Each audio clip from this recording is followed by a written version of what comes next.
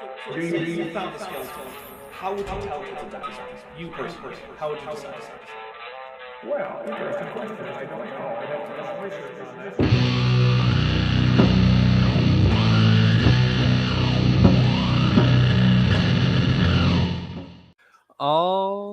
Alrighty. Hello, everyone. Welcome.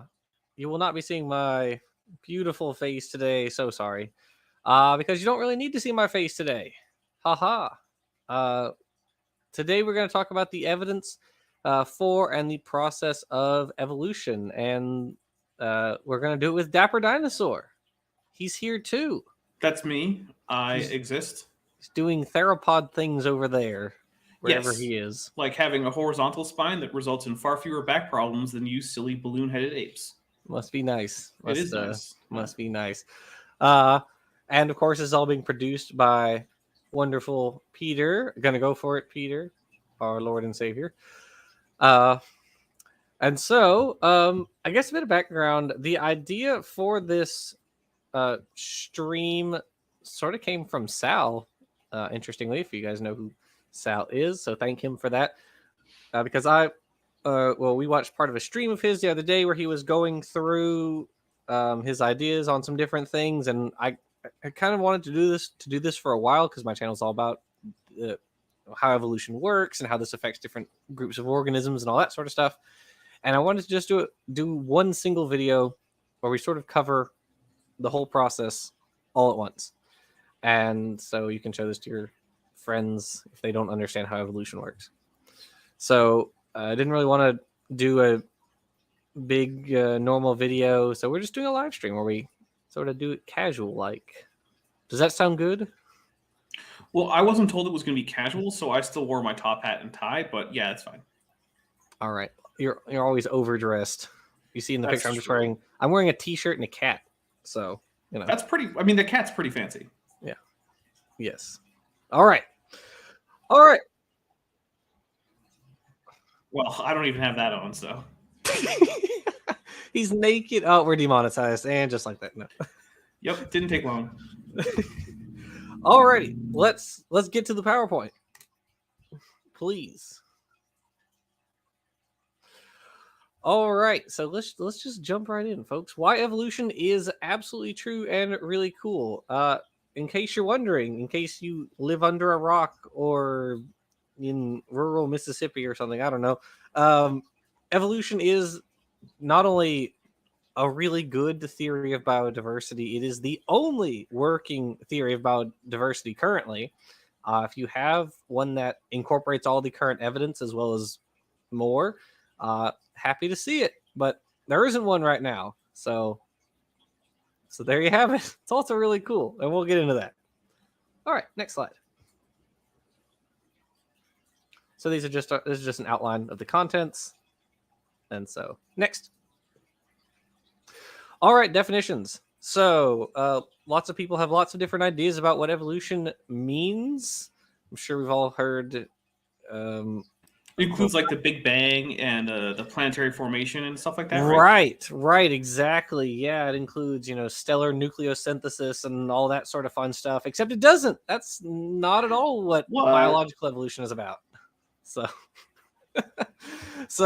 if anyone tries to tell you that, biological evolution includes like the origin of the universe, stellar nucleosynthesis, planetary formation, even the origin of life itself is not technically evolution, interestingly. It's not biological evolution, let me clarify.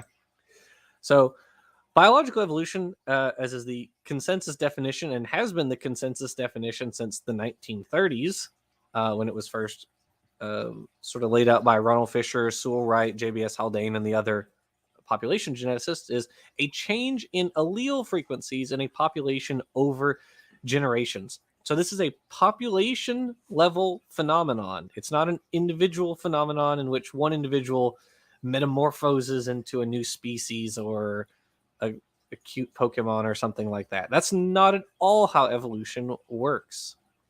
Individuals have variations, and these variations can spread through the population through different means, different mechanisms, which we'll discuss. And in case you have never heard that term before, allele, it is a version of a gene Basically, you have mutations in genes, and these produce different alleles. An easy way to conceptualize this, even though it's drastically oversimplified, though it is pedagogically useful. Pedagogically, I'm not entirely sure how to pronounce I that. think Anyway, it's pedagogically, but who knows? pedagogically useful. That sounds right. I'm gonna go with that. Is think about eye colors.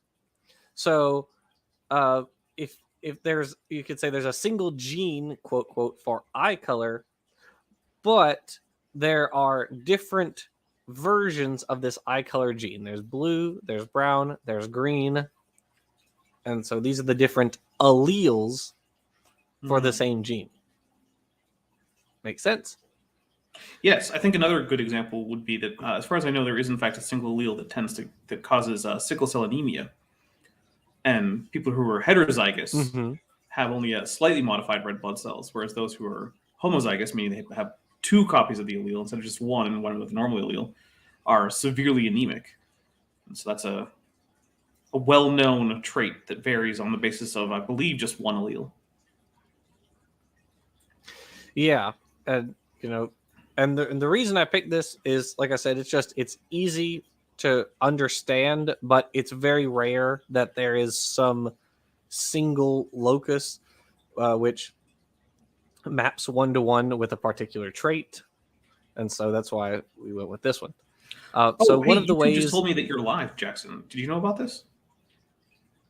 I do now. Oh, well, thanks for the late notification there, YouTube. We weren't that late, but Oh. anyway.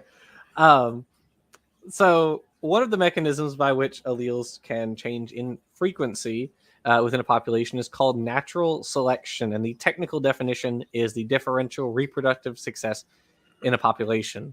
So alleles affect organisms in different ways, and we'll talk about why a little bit later.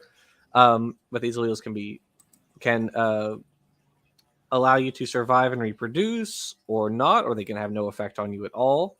And the environment will select for alleles that, on average, help individuals survive and reproduce, rather than the opposite. Over time, you have, you can also classify evolution into different lengths, I guess, because these are basically just different ends of the same process. You have microevolution, which is genetic change below the level of species, and then macroevolution is genetic change at and above the level of species, which includes speciation and adaptive radiations. And both of these terms were coined by a Russian entomologist named Yuri Filipchenko back in 1927. So they have not changed. I've heard people say that these definitions have changed recently. They haven't in like 90 years or about 100 years. So I like to compare it to erosion. So, a little creek cutting a ravine through the woods nearby, that's like micro erosion, whereas the Colorado River carving out the Grand Canyon is macro erosion. These are the same process, but on vastly different scales. So, on the microevolution scale, just like the little channel from the creek, you can get things like, hey, this species has developed a thicker beak or longer legs. Okay. But on the macro scale, you get to things like whales and pine trees having a common ancestor. Wait, are you telling me a pine tree gave birth to a whale? I am not saying that, no. Oh, well, okay then. Or the reverse. That a whale gave birth to a pine tree? Yes, I'm also not saying that. I was being purposefully obtuse. Alright. And then there's another word that's thrown in here. So both of these terms, micro and macroevolution, deal with genetic change revolving around the concept of a species. But what's a species? Well, puts on heresy hat. There are no species. Takes off heresy hat. Well, it's too early for that. The general biological species concept, also known as the Mayer biological species concept, which because it was coined by Ernst Mayr in 1942, is a species is a population that can interbreed and produce fertile offspring. And for pretty much your run-of-the-mill eukaryotes, that's pretty much all you need. Does it work perfectly? Absolutely not. But does it cover a lot of organisms? Yeah, it works relatively well enough. And if you're teaching, like a high school class on evolution, then that's for the most part all you need. There are, of course, lots of other species concepts, and we'll talk about some of them a little bit later. And then speciation is simply the formation of a new species. And we'll talk about mechanisms and how that happens a little bit later. So, next slide, please. Okay, so this is just sort of a broad outline of the basic process. We have in the picture on the left, you have mutations. So that's DNA. The mutations occur when the sequence of nucleotides changes. And this is what causes new alleles. You have new alleles as a result of these mutations. And these mutations can be selected for or against by the environment. And as you can see in that picture on the top, some of those alleles or those variations are not beneficial, and the possessors die out, whereas others are beneficial and their possessors keep reproducing, and the generations continue onward. And over time, as you can see on the bottom picture, this process goes on for so long that populations will split and organisms will gradually change until they become fairly radically different from each other. And so in this picture, you have like a tree hopper on top, and then a mantid on the bottom.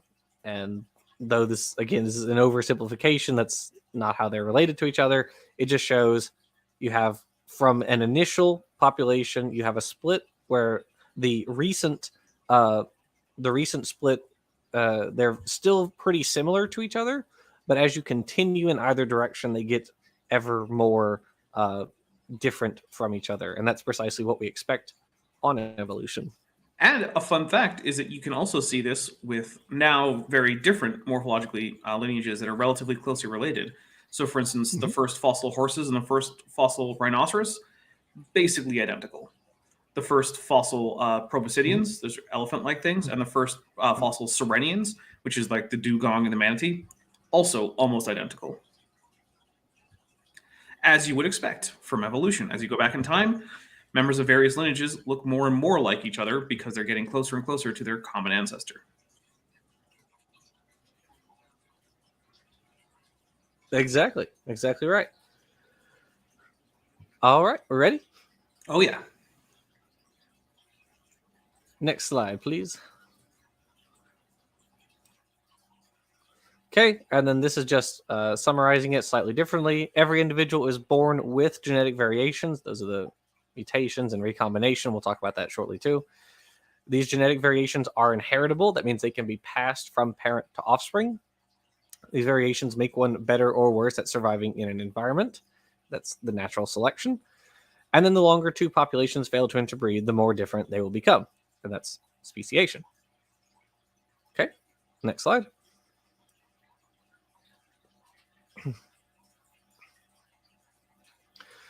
All right, inheritance. So again, this is a very oversimplified picture, but what this is illustrating is recombination. So though everyone has two parents, every allele in your body either came from your mother or your father, and we can trace the origin of alleles backwards through the generations to find their ancestry. We can do this both with family trees and also between species, depending on which genes we pick. And so in this instance, you have the child, and recombination has occurred in everybody, basically. And so this child has alleles from everybody, from all of his ancestors. And of course, that's not quite how it happens, but you can end up with lots of different, or alleles from lots of different ancestors in you through recombination. Actually, I don't remember if I put a slide in there about recombination, but basically you get a set of chromosomes from your mother and a set of chromosomes from your father, and during the process of meiosis, you can have what's called crossing over, where the homologous chromosomes will exchange segments. And so you end up, or you may end up with a chromosome which is, say, 75% from your mother and then 25% from your father, instead of being 100% from your mother. And that's one of the ways that variations are created. And since males make billions and billions of sperm cells throughout their lifetime, you can come up with huge amounts of potential variation within individuals. Anything to add, Dapper? No, I think you covered that quite adequately. Okay, next slide, please. Okay, so there's a field of mathematics within population genetics, because population genetics is really just math, called coalescent theory. And basically, this field seeks to understand when the common ancestor of either a population or two populations or two alleles or two species, what have you, when they coalesce. That is when their common ancestor lived. And you have like molecular clocks, and you can use fossils and all sorts of stuff to figure this out. Genes and alleles coalesce at different rates. Same with populations and species. And so this whole field is just figuring out how far do you have to go back to figure out when these populations or genes or whatever share a common ancestor. Okay, next, please.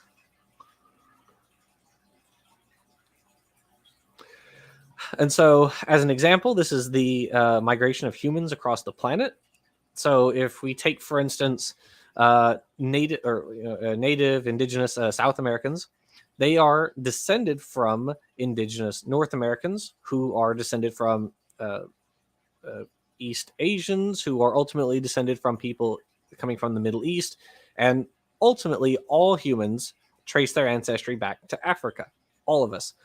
In fact, there's a paper that came out, I believe, just a week or so ago, maybe it was 2 weeks ago, which also was looking at lots and lots of genomes and shows quite conclusively, in addition to all the other data we already have, that humans absolutely originated in Africa. Our species originated there and then spread across the planet afterwards. And you see we left Africa in this picture between 100,000 and 90,000 years ago. So, yeah, so we definitely came from Africa. Not the Middle East? We did not come from the Middle East. The Middle East was a location where humans have traveled, but not where we originated, nor Australia or Polynesia or what have you. Okay. I just wanted to check, because I've heard some people say that maybe it was the Middle East. Well, some people have their ideas, but they're not correct. They're demonstrably incorrect ideas, yeah. Yeah, that happens to be the case. So, next slide, please. All right, so for some people, it's been a little while. Maybe since you took a biology class or since you read anything having to do with evolution, and that's okay. So we're going to start. So again, we're kind of covering all the basics right now, sort of the things you would have learned about in like a Bio 101 class in college.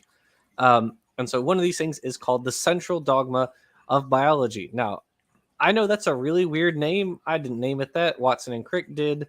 But the central dogma states that you have DNA.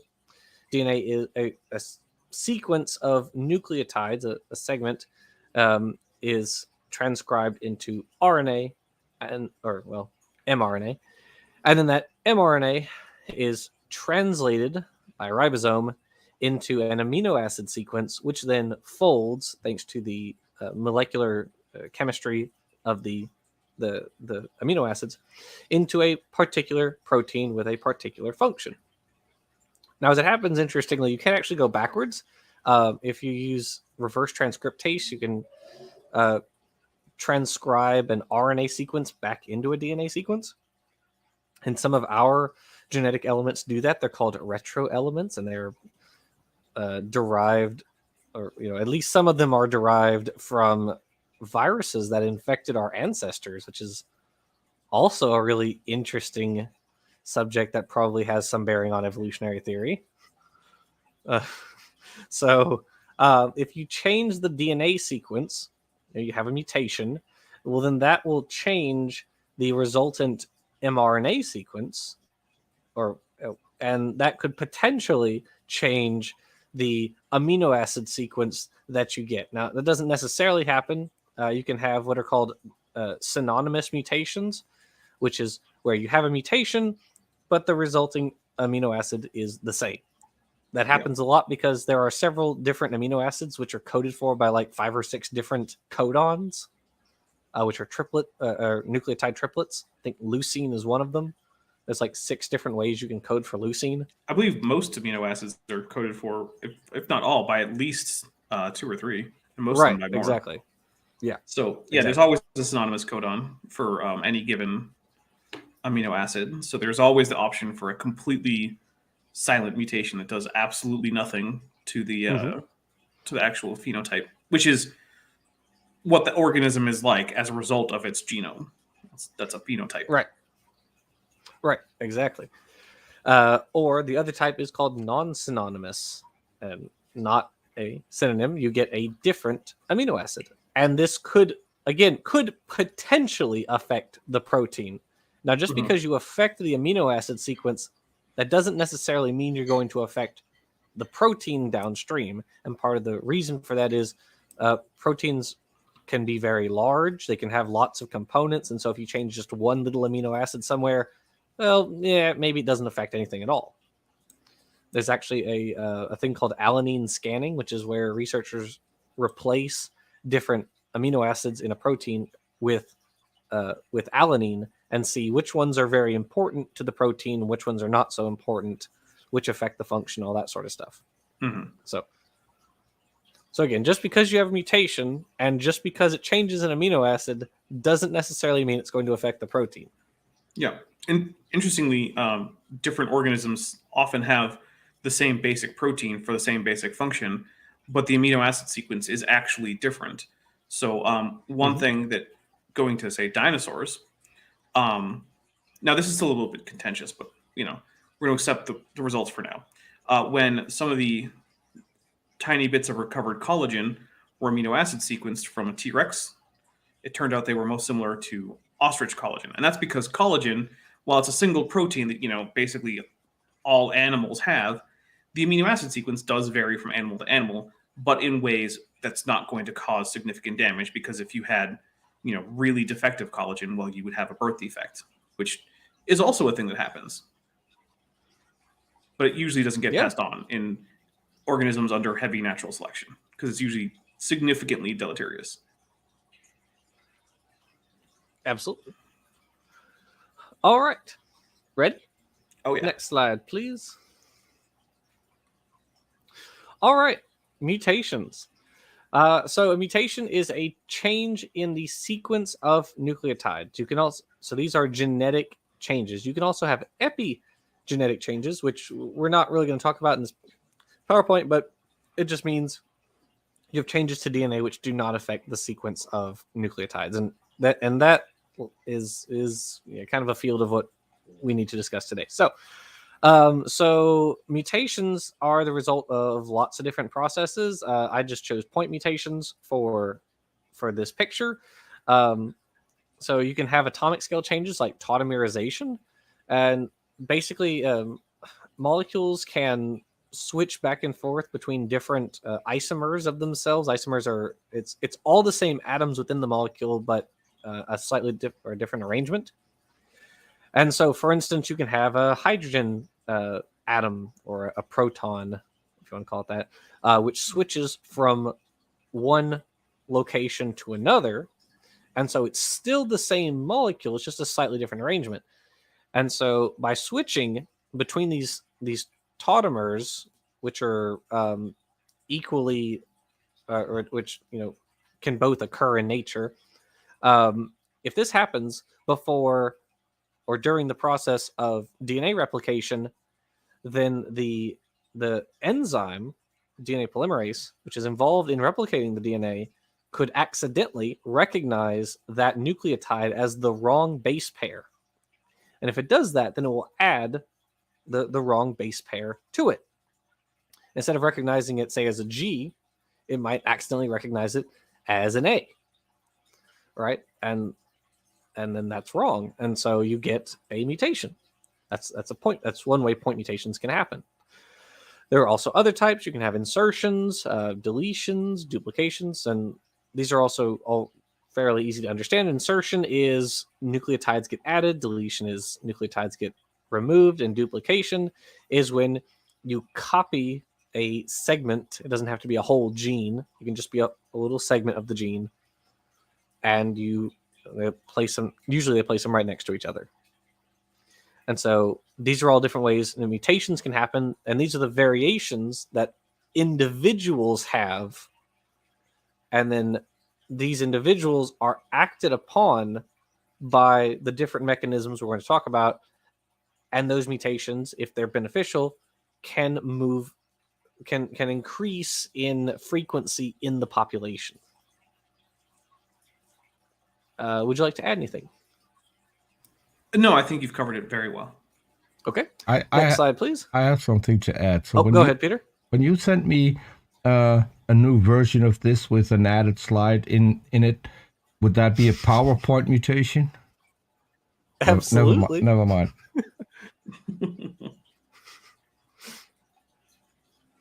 All right, so here's an example. Not everything, I know everything we talked about so far has been pretty theoretical. So here's an actual example of this happening. So these are point mutations in a genus of garter snake called Thamnophis. Lots of these guys occur in North America. They may all be endemic to North America. I'm not entirely sure, but regardless.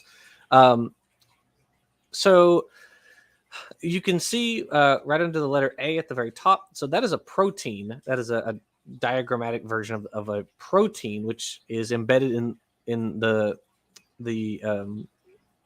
membrane. And I believe this is in the nerve cells. And so what this protein does, it's involved in pumping sodium across the membrane. And so what your nerve cells have to do is pump sodium and potassium, which are on different sides of this membrane, across to the other side, and that generates an electrical potential, and that's how you send signals from your brain to the other parts of your body. That's why we say that neurons are basically electrical. It's because they're interchanging these ions to produce differences in electrical potential, which is what current flow is when you have that flow of charged particles. Right. Exactly. So this protein is involved in that process. It's called NAV1.4. And so you can see the sequence, the genetic sequence under C. So B is the phylogeny. It is the relationship of the species to each other. And then under part C, you can see the actual, well, that's not the genetic code. That is the amino acid sequence, the amino acids that are involved in making the protein. But point mutations have occurred. Where you see the little arrows are where point mutations have occurred. So in Thamnophis couchii, or couchii, however you pronounce it, there has been a single mutation, which has only affected one amino acid. Whereas in the one right above it, kind of hard to see. In the one right above it, there have been 3 point mutations. Is that a Atratus? Atretus? I think you're right. And then Thamnophis, I think that's Sertalis down at the bottom. There are 4. So Get bigger labels, Jackson. I know. Well, it's easier to see this when it's bigger. So my bad. My fault, people. Boo on Jackson. So everyone should unsubscribe. No, don't do that. Oof. Don't do that. Subscribe to Jackson Wheat. It's like the meme of putting the pole between the bicycle spokes. That's what we just did. So anyways, so the reason that these mutations are important is also in the Thamnophis environment occurs a newt called Pterica, which produces a tetrodotoxin, which is a type of neurotoxin. So what it does, it prevents the enzymes from doing that swapping of ions, and that causes paralysis. But each of these independent mutation events has affected the enzyme in such a way that the tetrodotoxin can no longer bind to that protein, that enzyme. And now and now they are resistant in a way that their ancestors were not. And this is simply because of a few point mutations.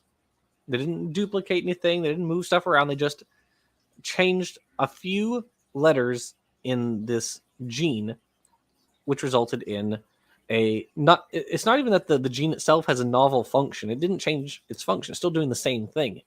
It's just now protected from this tetrodotoxin. So it is adaptively beneficial. Natural selection will select for it because these guys won't get killed should they accidentally eat, a poisonous newt rather than, a non-poisonous newt. Okay. Anything to add? Poor newts. Poor newts. Next slide, please. All right, duplications. So there is a pervasive there are lots of pervasive misconceptions about evolution, but this is one of them. So when organisms, a lot of times, and I'm just saying this broadly, but when a lot of times when organisms have, quote, new features, whether that be new metabolic processes or new morphological structures, there's a tendency for lay people to believe that lots of genes were necessary to change from one thing to another. And that just simply isn't the case for most things. A lot of that, you don't have to come up with whole new genes to change a fish fin to a tetrapod limb. You just have to change how the pre-existing genes are regulated, right? Now, does that not mean that you can have or you can't have new genes? Well, obviously not. You can have new genes. De novo genes are a thing. Those are regions of the genome that formerly coded for nothing, but came to code for something that happens. You can find those in pretty much all lineages, but typically you don't have to rely on those to generate large scale changes in organisms. Generating large scale changes is more about modifying what you already have. And this is one example of that. So Richard Linsky and colleagues, they maintain these cultures of a bacterium called E. coli, Escherichia coli. And in 2012, one of those cultures, which is called CIT+, evolved the ability to metabolize citrate aerobically. So citrate is a compound which is in their agar, but diagnostically, E. coli cannot metabolize citrate aerobically. They can only metabolize citrate anaerobically. And so with this, what happened with this experiment was they are, letting these lines of bacteria grow, and they're taking samples every so often, and they found at one point that the E. coli suddenly developed the ability to metabolize the citrate in their environment, which they normally can't do. And so they sequenced the genome of these guys, and they found out that the reason was or is that that these guys duplicated a segment of their genome and placed them end to end.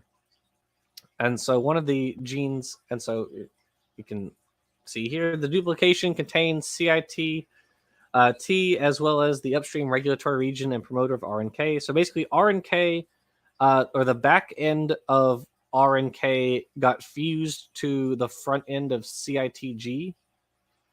And what happened, and so RNK is activated under aerobic conditions, while CITG is activated only under anaerobic conditions. And so as a result, you get the aerobic activation of sort of the front half, RNK, which caused CITG to also turn on. And then that activated CITT, which caused the metabolism of citrate.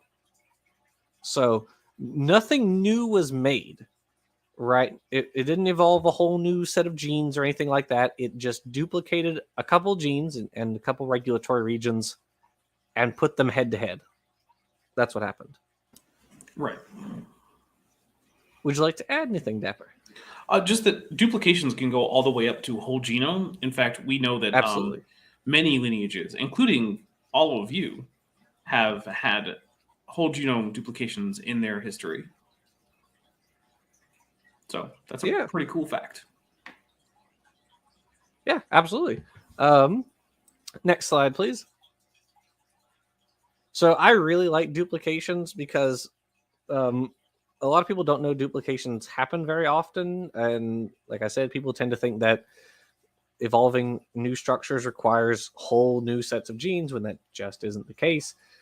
So in the picture on your left, so that is relating to bat echolocation. So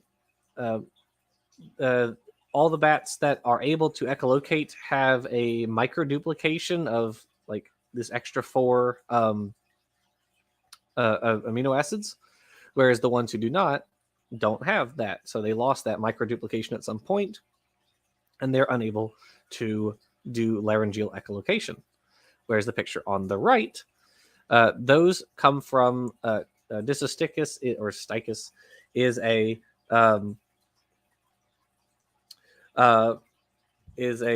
ice fish, and it has repeatedly duplicated this this section of a gene. So as you can see, it's not the whole gene; it's just the segment, just a few or 3 nucleotides, and it has done this over and over and over and over. And this caused a protein to be made, which prevents ice crystal formation in its blood because they live in Antarctica. So it's a very interesting story. I highly recommend you guys look up that paper, Logsden and Doolittle, 1997. Very interesting paper. They go into all the nitty gritty of it. All right. Anything else? I don't think so. All right. Next slide. This is one Dapper should be familiar with. So again, gene duplications. In this case, for metalloproteases, as you can see in the seahorse, which is what this chart was made for. It's a paper about the seahorse genome. They duplicated, or in the ancestor of all syngnathids, which are the seahorses and pipefish, there was a series of duplications of this metalloprotease, and seahorses use it it is involved in male pregnancy. Interestingly, independently, platyfish also duplicated this gene over and over, and they do similar development for their offspring. So there's an interesting little bit of convergence. Yeah, the term that Jackson has on screen is ovoviviparous, which basically means that eggs are retained inside the body until after they hatch, at which point the young are born live. But it's different from like mammal-style placental development in that there is not a direct connection between the mother's body and the developing embryos. They remain enclosed in eggs. Yeah. Alrighty. Next slide, please. Another one Dapper may be familiar with. So this one's kind of hard to see, but the point is that these are gene duplications involved in the formation of keratin, which is used in claws and scales and feathers. So the feather keratins are just repeatedly mutated and duplicated scale and claw keratin genes. Yeah. And someone happens to know a little bit about an experiment involving that, don't they? Well, yeah, so there's a few things. One is these duplications and then subsequent occasional mutations on top of duplications have resulted in what's called theta keratin, which is a subset of the beta keratins that are unique to the reptile side of sort of the what's called amniotes, which is mammals plus reptiles and their various extinct relatives. And also, you can induce similar kinds of formations if you mimic the regulatory sequences set up in birds to create feathers. If you mimic that chemically in alligator embryos, they will start to develop feather-like filaments instead of their normal scutes. And also, all this duplication is why we have things like the fine branching patterns in feathers, because it's setting up sort of like this recursion where It's like, okay, branch, and then branch on top of that, and then on top of that, you're going to branch again. So it's a very neat system that creates extremely complicated structures, but it's still just that original beta keratin with duplications and then a few subsequent mutations. Yeah, absolutely. Next slide, please.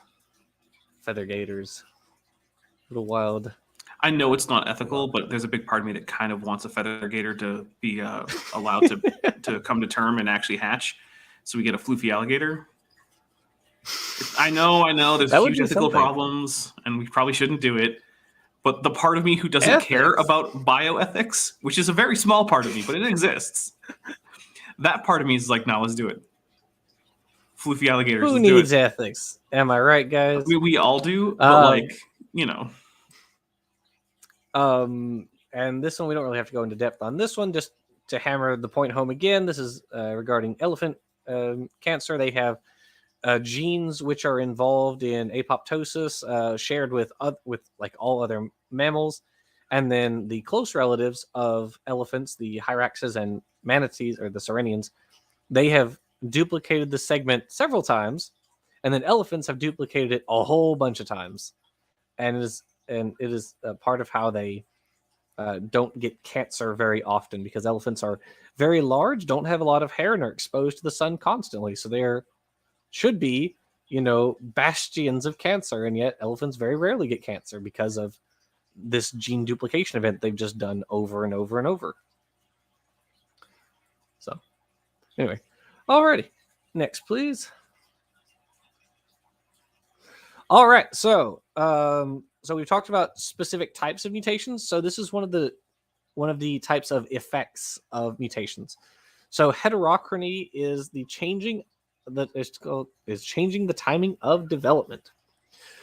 So the most famous type of heterochrony is neoteny. I would wager it's probably the easiest to understand. Also, basically, agree. Yeah, it's just easiest, I think, intuitively to understand. Paramorphosis is kind of the flip side of that, and it's also not hard.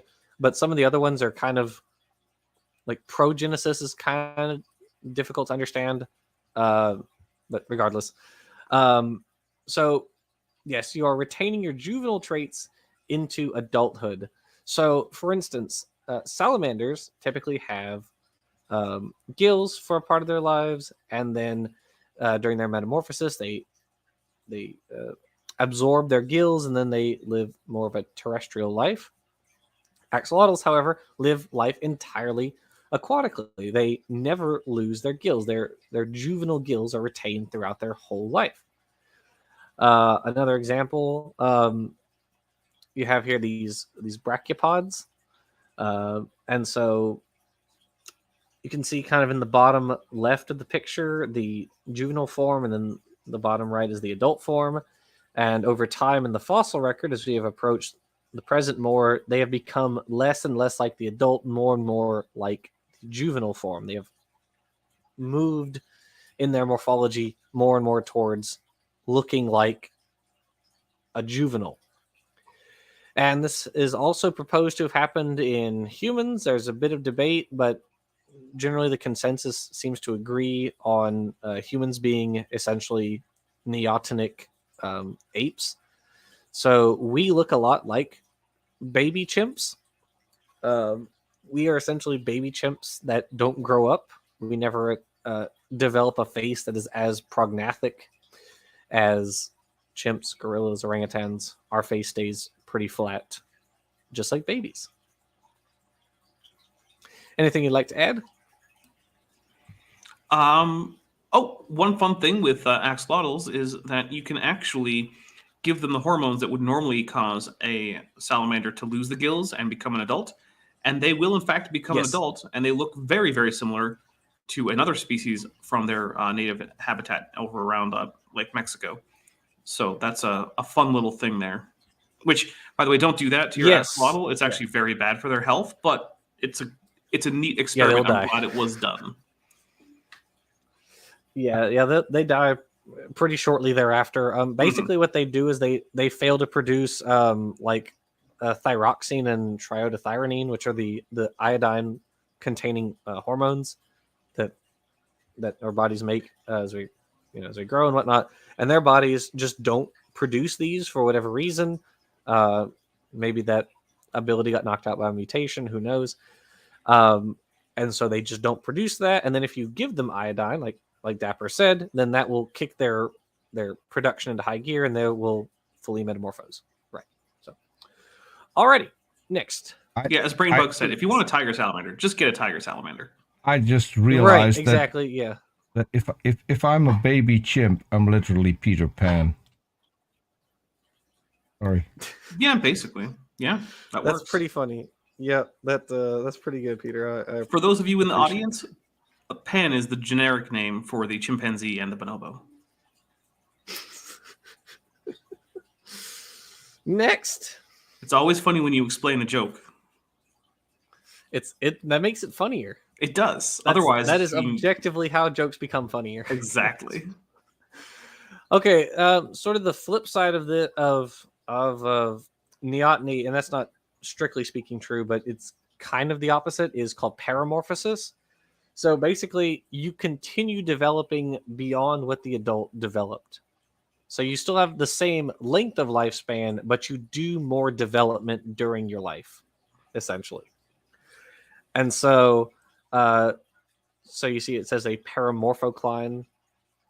That just means it's increasing in how much paramorphosis is going on. And so you have your I can't see it. Okay. Well, these ceratopsians here. The Psittacosaurus on the far left? Yeah, Psittacosaurus, and then Breviceratops and Protoceratops. So the thing that is growing is it looks like the frill and the beak, basically. These are becoming more and more pronounced over time. And so the developmental process is just kicking that development of the frill and the beak into higher and higher gear as time is going on, even though the juveniles look pretty similar to each other. I'm going to say that the development in the beak is a little bit exaggerated because they're failing to always put the divisions between the bones in all the pictures. It's actually not that much of a change. Okay, so it's really just the frill. Yeah, basically. Okay. There's also some change in the amount of change in the jaw. So you have the Psittacosaurus with a relatively flat line along the dentary going into the other jaw bones, like the syrangular and whatnot. Whereas by the time you get to Protoceratops, there's a sharp upturn, which is allowing this to attach more muscles that allow the jaw to slide back and forth for chewing. And that gets even more pronounced in Neoceratopsians, which are the ceratopsians most people are familiar with, like Styracosaurus, Triceratops, stuff like that. Chasmosaurus. Yeah. Those are the Neoceratopsians. And we have an excellent fossil record for ceratopsians as a whole. In fact, it's one of the best transitional sequences, but people don't really talk about it much because they're all extinct. And so people tend to talk about like horses and humans and whatnot, which also excellent sequences. But yeah, the ceratopsian fossil record is amazing. Absolutely. I believe I have another slide much later on where we talk about this, but we'll get to that. Good. More ceratopsians. Ceratopsians for everyone. Look under your seats, folks. You get a ceratopsian. Yeah. And then the other example of a paramorphocline is those are sand dollars. So you're just continuing the development of those little sort of finger-like projections. They kind of start on the bottom, and then sort of by the end, the finger-like projections are just all over. What are those for? I don't really know. It's a good question. Okay. Although I do like cool getting tertiary bilateral symmetry in a secondarily radially symmetric animal. I mean, they start life, as bilaterally symmetric with their little Pluteus larvae, and then they you were bilaterally symmetric, became radial, went back to bilateral symmetry. Yep. Why not have a tertiary symmetry, man? Just do it. It's gonna be fun. I mean, why not, right? All right, next. Animals are whack. Organisms are whack. Organisms are whack. Can agree. Hochsteins. So another big type of mutational effect is called a homeotic mutation, and there are different types of what are called homeobox genes. Homeobox genes are genes that have this region called the homeobox. It is a regulatory region. I believe it's 180 nucleotides, which translates to 60 amino acids. And one subset of the homeobox genes are called Hox genes. There's also like the Pax genes and lots of other genes. And so the effects of the different or of changing the different Hox genes can be shown here in these different pictures. So you have the original at the very top left, where it says A, and then you mutate any of the different Hox genes, and you get different leg arrangements, which is a pretty big factor in the evolution of arthropods. In fact, if you look down at sort of C, down the sort of the bottom right, you can see how the Hox genes have changed in their expression and have generated different structures. So you see the deletion of abdominal A in the amphipod Periel hawaiiensis results in a phenotype which is similar to that of isopods. So basically, amphipods have legs which point like in two different directions. And so if you delete abdominal A, instead of pointing in two different directions, their legs just point in one direction. That's isopod. They're the same legs, is what that means. And so that's sort of small scale part of how arthropods have become so diverse. Is you mutate the Hox genes, and this results in like claws or different pointing legs and stuff like that, or new segments, all that sort of fun stuff. Okay. Oh, fun fact, isopods you might know as roly-polies or woodlice or Yes. pill bugs. They're one of the most successful groups of terrestrial crustaceans other than insects, which are in fact a kind of crustacean. Absolutely. Indeed, they are terrestrial crustaceans. Next. So this is just a comparison between three different phyla within Panarthropoda and how they use their Hox genes differently. Homeotic mutation, or was originally called a homeosis, really refers to segmental identity change. So you've probably heard of antennapedia. So instead of the segment becoming an antenna, it became a leg when it was mutated. That's what that means. The identity of the segment was changed. And that's how researchers originally figured out what homeobox or Hox genes were, homeobox and Hox genes. Although they didn't call them that originally, it wasn't until later those terms, they came up with those terms because they didn't know what even the structure of DNA was until like the 50s. And then Right. Evo Devo didn't really come along until like the 70s. So I do have a quick question though. How come we don't have an annelid on the far right, whereas we do have a tardigrade, a myriapod, and a nicophorin? he's on the bottom. Oh, you mean the pictures? Okay, Yes. my bad. Sorry. Yeah, I know. What is it? Cancel Jackson. Yeah, Cancel Jackson Jackson has just been forced 2022. into an early retirement, so Yeah, it's been fun, guys. But it's that's all what over they now. say. My apologies. An annelid. Annelids are these segmented worms. So if you guys want to imagine one that isn't, think of your common earthworm. That is an annelid. So sorry, folks. What about the worms from Tremors? Aren't those like have legs as offspring or as juveniles? Didn't they? Or Yeah, something? 2 of their life stages do have legs. Yeah, that I don't think that's an annelid. That's a common annelid trait. Okay, So they may be very highly derived annelids. extremely highly derived. Yeah. Okay, I'm fine with this. Next, please. Second verse, same as the first, except these are mostly chordates. So our relative, or well, I mean, no, they're not all chordates. You have echinoderms at the top. So the different colored squares are just representing different Hox genes, and as you can see in vertebrates, we have just gone crazy with how many Hox genes we have. We've like quadruplicated the number of Hox genes. That's involved in what I was talking about, where there are a lot of whole genome duplications in the history of life. That can get you Yes. things like duplicate Hox genes, which can then go on to create ever more complicated body plans because, I mean, that's what they do. Absolutely. Next slide, please. All right. So I think we kind of get, or I think we basically have an understanding of how mutations work and what the effects of mutations can be. So when mutations happen, these result in different phenotypes. And as Dapper pointed out earlier, phenotype is just the outward expression of your genome, right? Your genotype. And so that expression is all of your proteins and all the functions that they do, which generate your morphology, all your body parts, your behaviors and everything.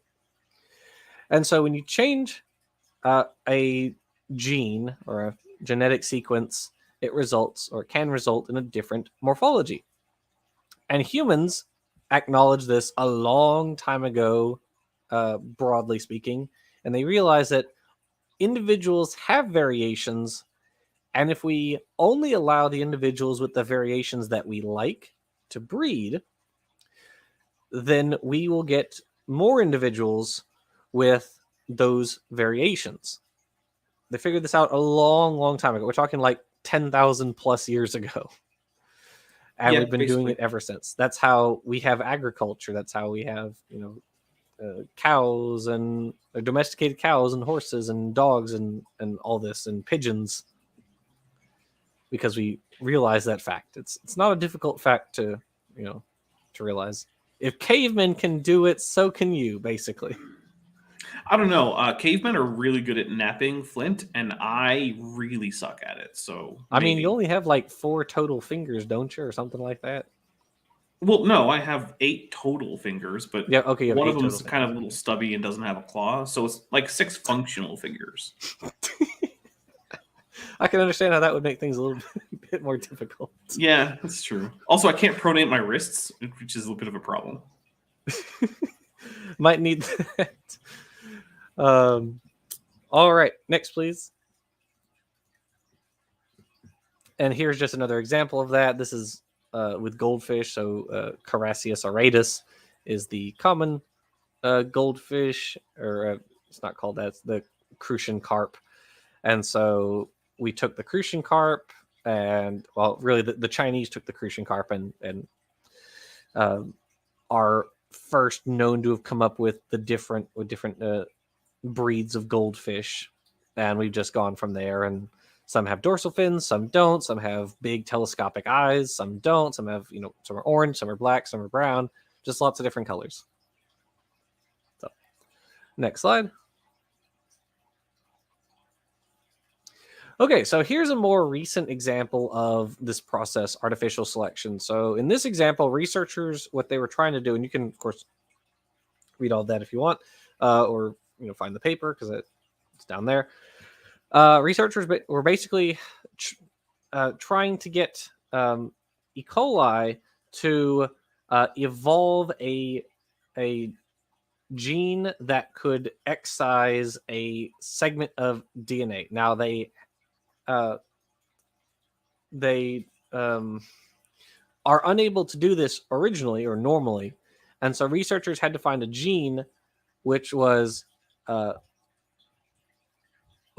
similar.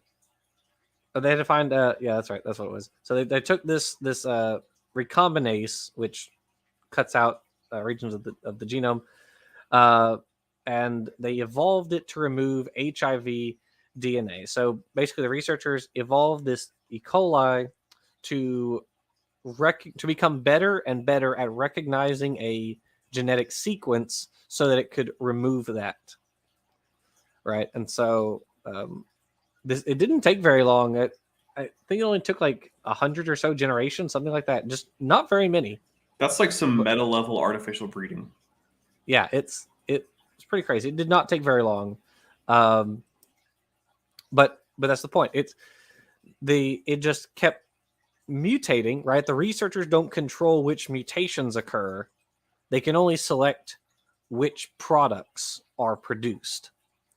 So they just kept choosing the ones who were progressively better at excising this region of the genome until they got essentially perfect at it.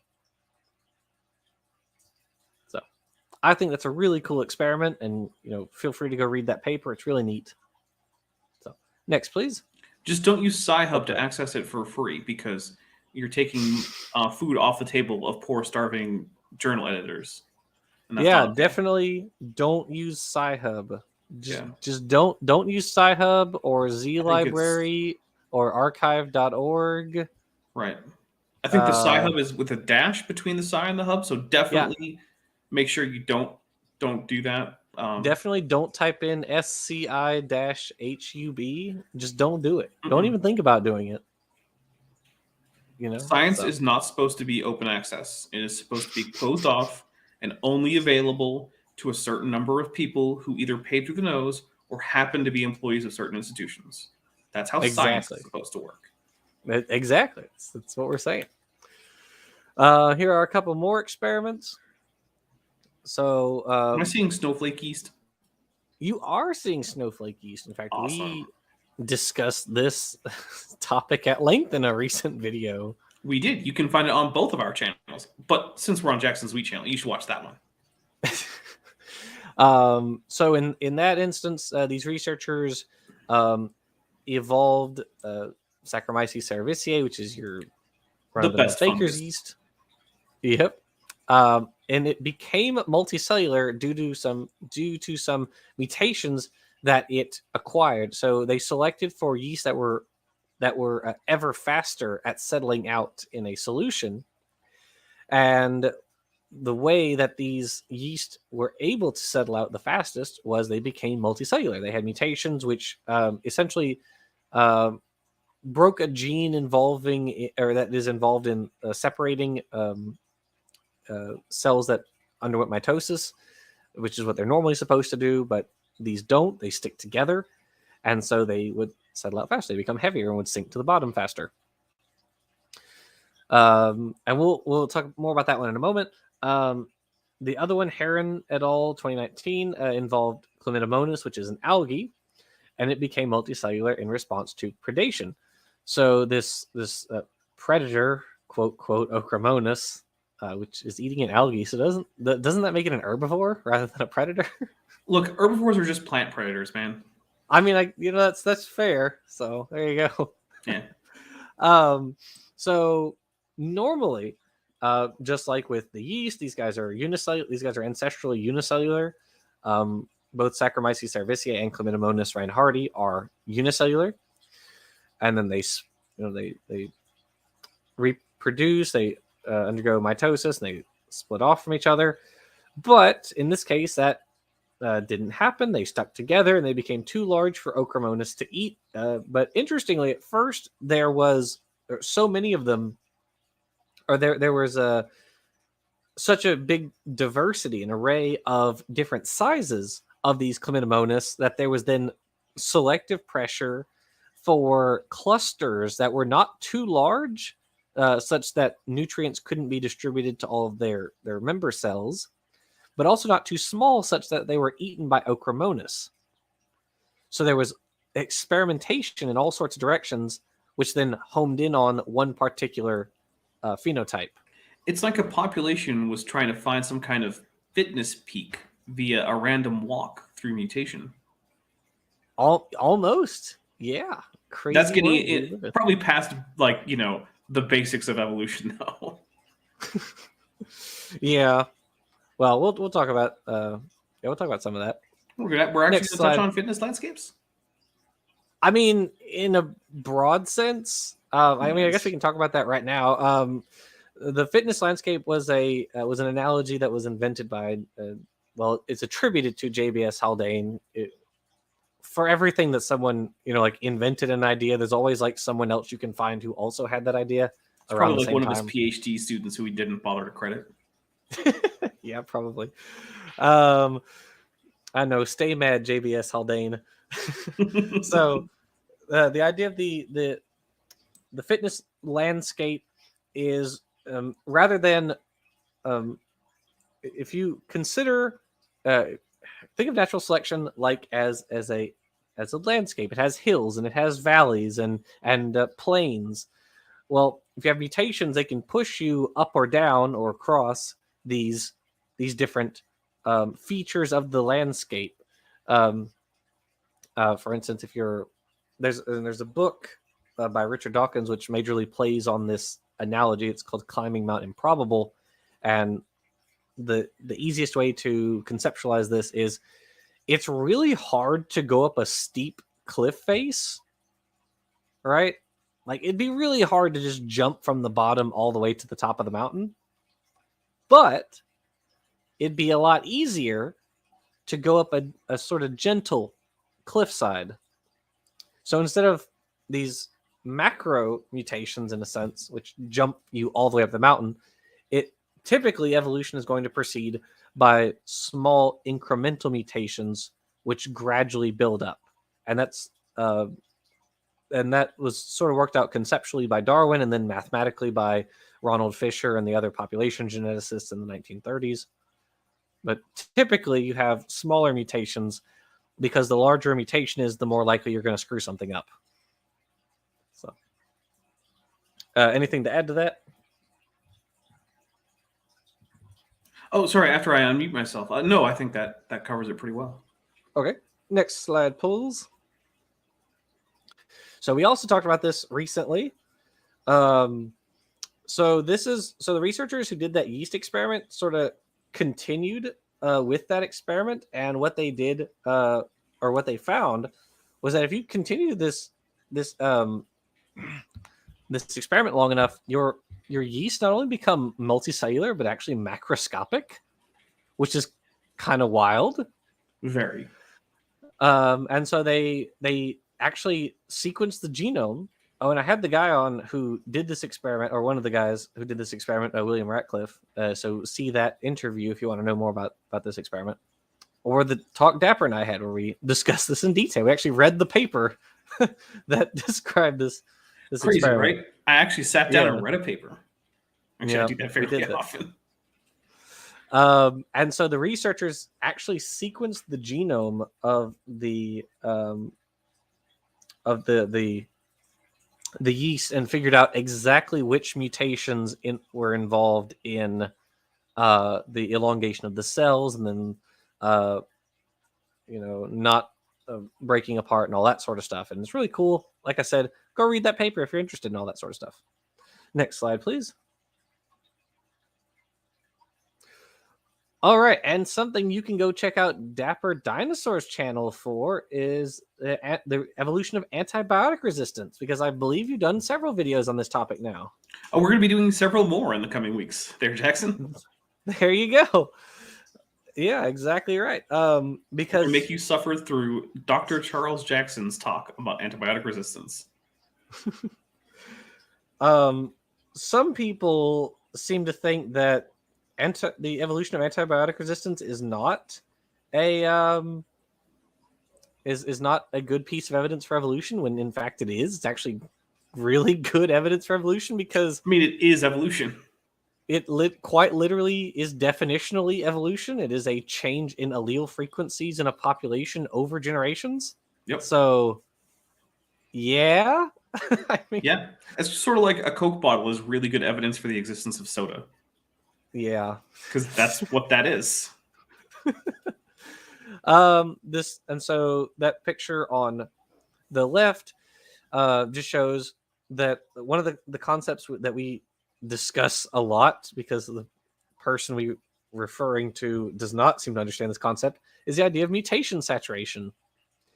So basically, within a population of a given size and given a genome of a certain size, your population can exceed the size of your genome in number. And when that happens, you necessarily, or you likely necessarily have a mutation for every nucleotide. Every single point mutation has been exhausted. And that's true of us, of humans. We have, our genome is, was it 6.4 billion base pairs? That's our diploid genome. And there are Yeah, that sounds about. No, is that the haploid or the diploid? I can't remember. I think that's diploid. I think it's Either way, 2.2. we're still well into. Even if that's the haploid Yeah. genome, which would mean that the diploid genome is twice as big, we're still well into mutation saturation either way, because we're quite a ways past the minimum for mutation saturation as a human species.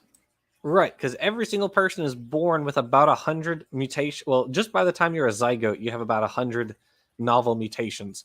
So 100 times 8 billion, that's 800 billion. And so even if our genome is like 12 billion base pairs, we are still many times over saturated the mutations for that.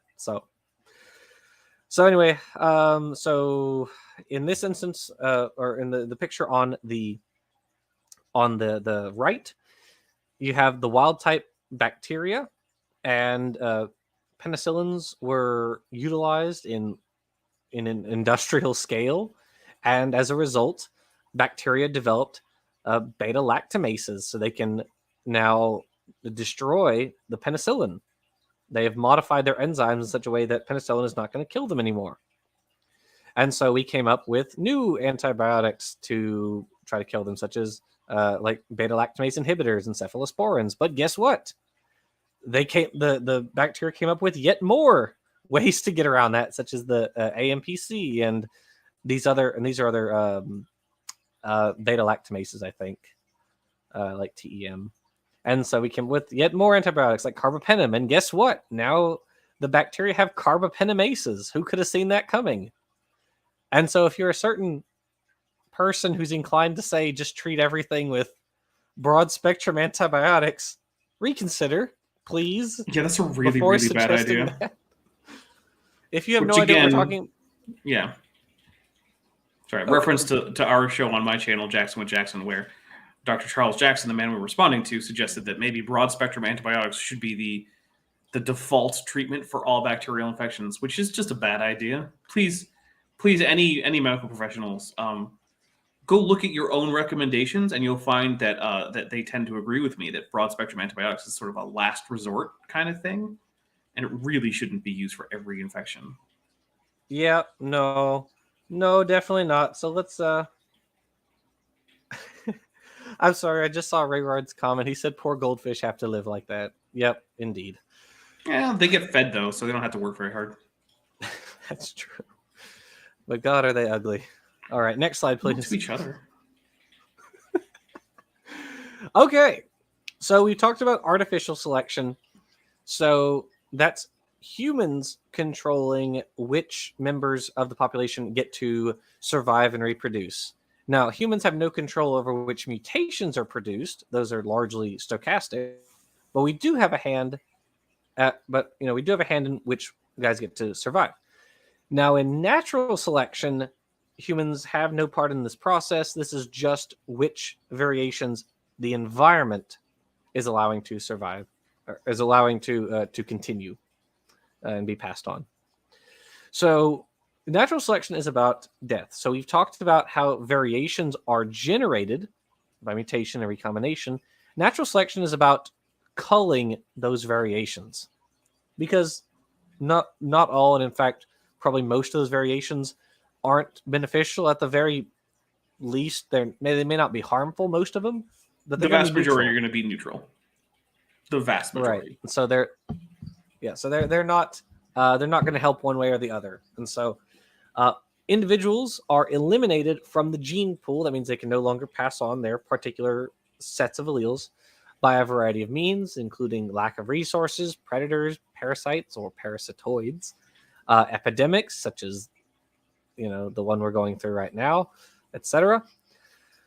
So individuals can compete within a species. So if you have, say, two males fighting over a limited number of females, that's intra-specific competition.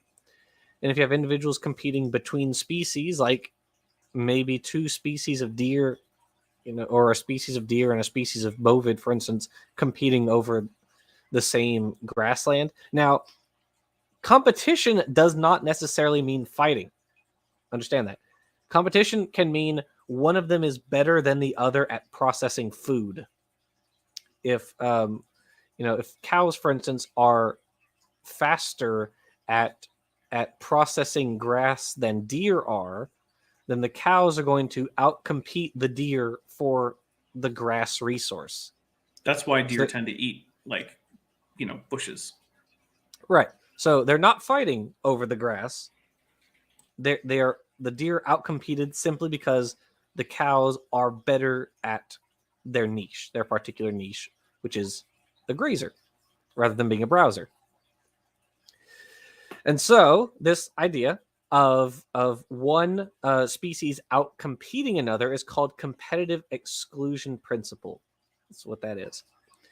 And so a way to get around this is one species has mutations which allow it to focus on a different niche. So instead of both deer and cows being grazers in the same area, maybe the population of deer has mutations that predispose them towards being browsers instead. And so that way, they're not competing for the same resources. They can live happily side by side and not compete with each other. That's called niche differentiation or niche divergence or niche partitioning. I've seen all of those terms, so I just threw them all there just in case. I happen to like niche partitioning. It's a good one because partitioning is a cool word. It is a cool word. All right, next. Please. Before you go to the next one, I want to. Yes, sir. I want to do some niche participation because you started out with, and I'm the niche. So you started out with saying natural selection. That is where humans don't have a hand in things. Is that correct?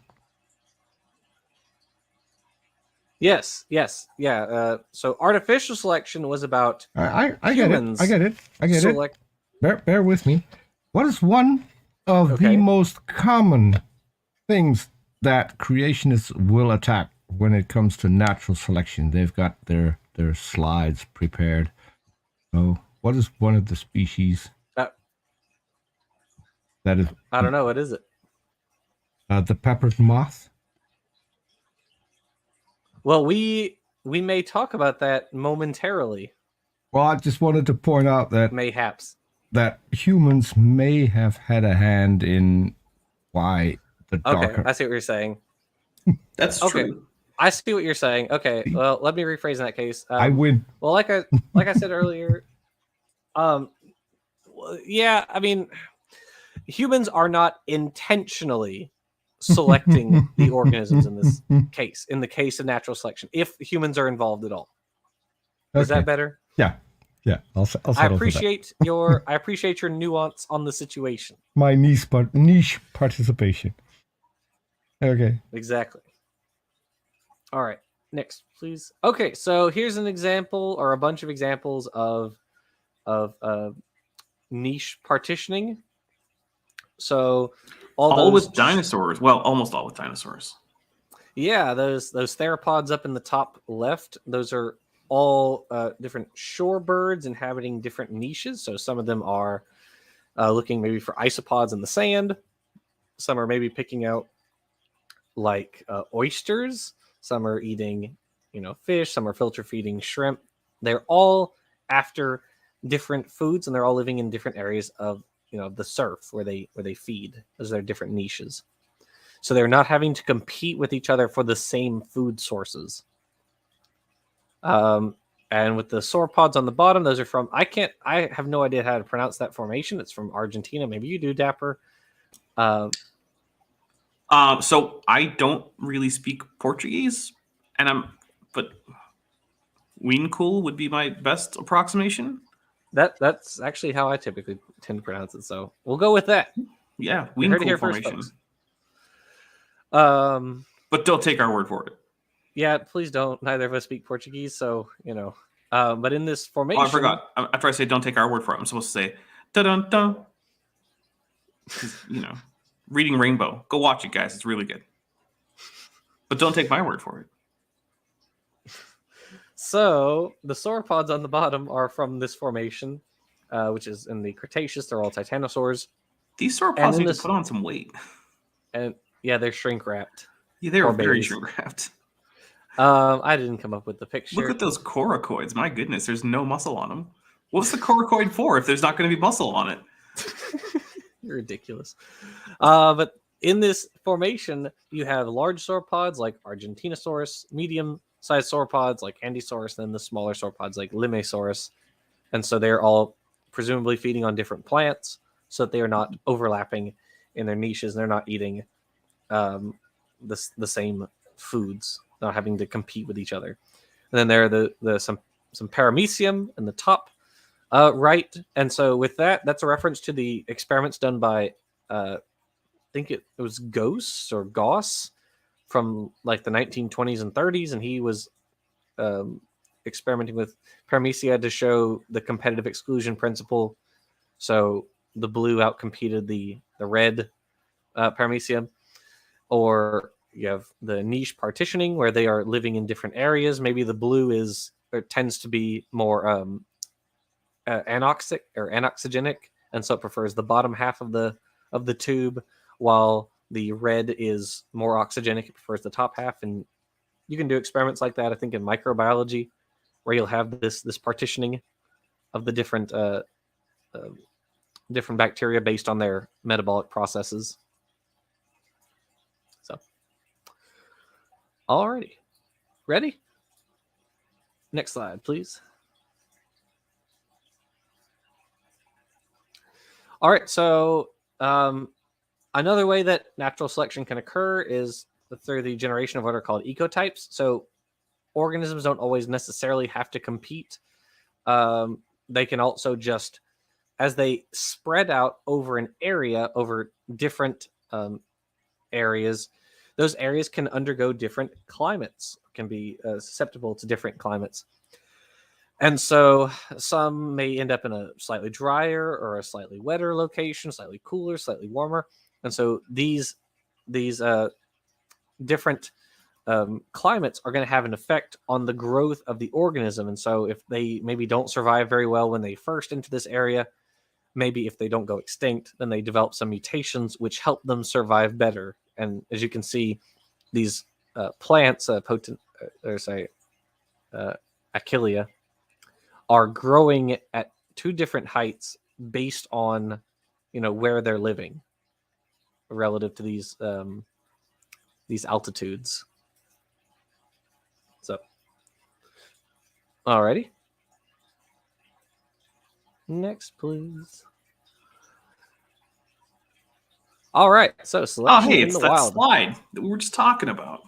Peter, are you a psychic? How did you know? I'm not only an amateur magician, I'm also an amateur mentalist. And nice. So I have my tricks. This sounds like it might have been a hot reading situation, but I don't know.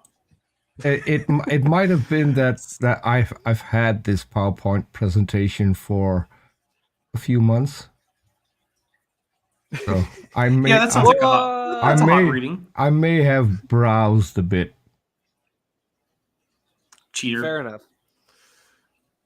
So as we mentioned earlier, the example of the peppered moth. So in this instance, this is a super famous one, but if you haven't heard of it, very briefly, what happened was the Industrial Revolution, the biggest mistake in human history. I'm just kidding. Powered factories. So you have the Industrial Revolution, and as a result of the Industrial Revolution, you have all these new factories which are getting built, and this is putting out lots of soot and smoke in the environment, and it's coating the trees and rocks and plants in this soot and people. Ash. And people, yeah, there had to be a legislation in Europe to clean up the rivers and stuff. It got pretty bad. And courts stopped accepting nuisance lawsuits, which would have helped, but they were like, "Nah, industrialization more important. Let's stop finding for people for nuisance damages." Right. Yeah. There's a whole lot of corruption going on.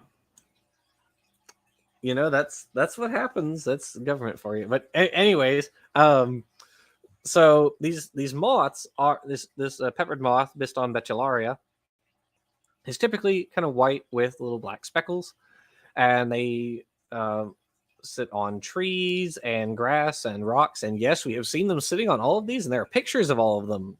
Some people are under the bizarre idea that these moths had to be like glued to rocks and trees and stuff, and that's because moths. It's well known that moths don't land. They continually fly forever. Life on the wing. That's how they do. Right. They never rest. They never stop. That's how that happens. Very impressive. Sorry, folks. Okay. Anyway, so I've also heard that they were pinned to trees, which then leads me to conclude that it's easier to pin down a peppered moth than an ID proponent. That's true. But also, so one of the things is that these rumors occur because there were, in fact, some stage photos with dead moths that were pinned to surfaces. But that's because this was things that were done in like the late 19th, early 20th century, when you had to have an exposure time that no moth was going to sit for.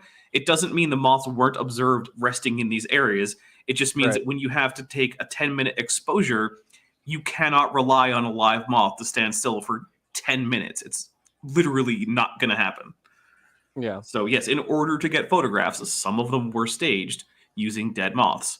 But it was illustrative. It wasn't presented as the evidence. It was like, hey, these moths are camouflaged differently. Here's an example of how. Right, exactly. Yeah. And interestingly, there was a book written about this experiment by a guy named Michael Majerus. Michael Majerus wrote about the original peppered moth experiment and documents and all that by Kettlewell from the early 1900s, as you were saying.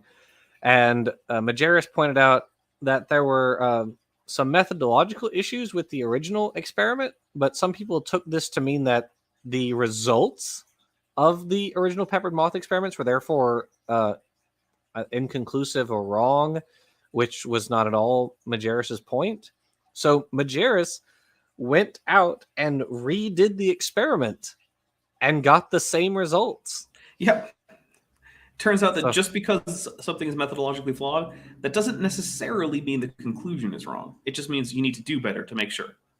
Right, exactly. And so no, it's still true. And it turns out at this point, researchers have pinned down approximately the year that the mutation occurred, which caused the melanistic version. It was in it was like around 1820, something like that. And they even figured out which specific mutation it was. It was a transposon, so a jumping gene, which landed in a regulatory region, which essentially caused the overproduction of this melanism, which is why they're black. So natural selection caused this melanistic morph to reach almost fixation because they were much better camouflaged against the soot and ash covered plants and rocks than the original form. And then when the laws went into effect that brought the amount of ash and soot in the environment back down, the white morphs returned in force, and now they're predominantly white morphs again. So that's natural selection. Lift those laws temporarily just to see if it happens again. New experiment. I don't know about that, but I mean, sure, there's gonna be a whole lot more lung cancer and stuff, but it's just people, right? We're worried about the moths here. Exactly. Another sort of similar experiment or observation was made with mice in Nebraska. So there are these. There's this area that's got this quartz sand. So the quartz sand is very light colored compared to the surrounding darker colored sediment. And so researchers took the light colored mice from the light substrate and put them in the dark substrate and crossed the other mice. And what they found was that the mice with darker colors fared much worse in the light colored substrate, and the lighter colored mice fared much worse in the dark substrate. Almost like you would expect. And so so as you can see, natural selection clearly occurred because these guys are And they're the same species. They're just different morphs of the same species. So, alrighty. But Jackson, remember, species don't really exist. That's fair. You got me there. I did say that earlier, so and I got agree myself, I guess. Yeah, so got get wrecked. Me? Yeah. Time to retire for the 5th time or something. I know. I'm constantly retiring, and then I come back from retirement, then I'm forced to retire again. It's a rough life. All right, next slide, please. All right, so camouflage. So natural selection happens, and organisms develop adaptations. And in some cases, in really good cases, we can actually figure out which specific mutations contribute to those adaptations. Now that genetic sequencing and genomic sequencing is a thing and not that hard to do anymore. It's not like you have to get thousands of dollars to sequence one organism's genome. You can actually do it relatively easily. And so, yeah, okay, I'll make that note right now. We are not going to go through this whole thing. We are going to go up. We're just going to go for the next half an hour. We'll see how far we get. Do you mind coming back on in the future, Dapper, to do the rest of this? Good question. I'll let you think about it. I think I'm good. You think you're good? You wouldn't want to do it again? I think I'm okay to come back again. I do want to know though what genus of dinosaur we have at the lower left of the middle picture. Oh, that is Borealopelta. Borealopelta? No, that's on the right. On the left, we have an unidentified theropod that looks kind of like a megaraptorid, which is not a good fit for Borealopelta. I don't know. Also, you have Nodosaurus. Is that a Nodosaurus that you have on top? That's the actual fossil of Borealopelta. Are we sure that's not a Nodosaurus? It is a Nodosaurid. I mean, Borealopelta yes, is Nodosaurine. Yeah, it is Borealopelta. Yeah. Sorry. Yeah. Yep. But so organisms adapt. They develop adaptations. We can figure out which mutations contribute to which particular phenotypes. But it's not enough to just have one little adaptation. And as we said, organisms, they walk through this fitness landscape, so they have more mutations over generations. And so, and we'll talk about evolutionary arms races in a moment, but you can have this buildup. Organisms can get more and more mutations, which push them in a particular direction. You can have natural selection, which pushes these organisms in a particular direction until they get really, really good at some particular niche. And so one of those examples is camouflage. So you see some different mantids down there on the left. That's a good question, Brainbug. I do not know the answer. I apologize. I just thought it was a cool. You got to read the question for people who aren't. Oh, sorry. It says is that Brainbug says is that Deraplades desiccata, and the answer is I do not know. Could and he's talking about the bug because it's Brainbug. I'm sorry, yes. She's talking about the bug because it's a Brainbug. You could be correct, Brainbug. I just don't know. You are encouraged to look it up, and then come back to us. Tell me if it's correct.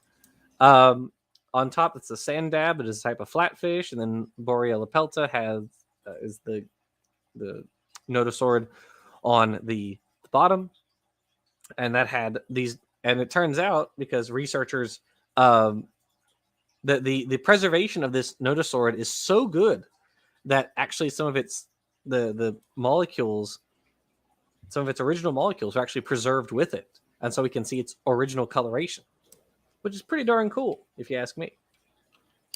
Agreed.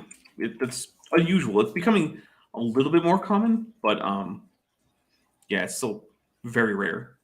Yeah, and then Hippocampus bargebanti, which is a seahorse, and it's on a type of coral which has the same little like white with red bumps that it has. So natural selection has continually honed these organisms over generations to get better and better at looking like something, whether it's sand or leaves or coral. So, all right, next slide, please. And then yet more examples of camouflage. You got the peacock katydid, which obviously looks like a dead leaf. The leaf insect Phyllium, Amazon leaf fish. Interestingly, that picture is Jerry Coyne's hand. He took that picture holding all those fish. So fun little fact. Yeah. And then Philocrissa down there. It looks like a it looks like a moss, which is really cool. Fun fact. So it's way cooler to be a bug that looks like a moth than to be a moss. I guess so. And so yeah. These organisms have been honed by natural selection simply by needing to survive and having mutations that make them look like things in their environment, and that has pushed them ever farther towards looking like plants. So there's no consciousness involved in this. Humans are not picking these. This is just the environment selecting these organisms. Because it turns out, if you look like things in your environment that aren't tasty to predators, they're going to leave you alone. Who would have thunk it? So, all right, next slide, please. Mimicry. All right, so mimicry is when organisms evolve to look like other organisms, or they adapt to look like other organisms. So in this picture, you have on the top there, that little picture is Canthogaster valentini, the sharp-nosed pufferfish, and the one right below it is a mimic leatherjacket filefish. So the pufferfish is poisonous, in case you guys did not know that. You guys have probably heard of like fugu before.